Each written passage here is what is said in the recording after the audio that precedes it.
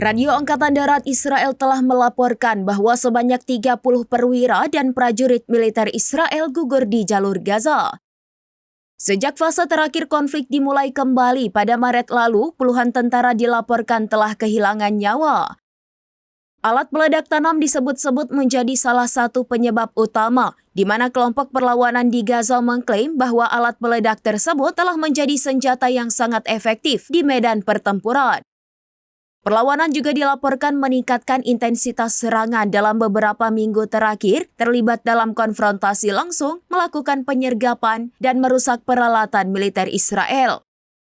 Terbaru, pertempuran hebat pecah pada Jumat pagi waktu setempat di Khan Yunis Utara, Gaza Selatan. Media Israel menggambarkan insiden ini sebagai konfrontasi intens dengan perlawanan Palestina.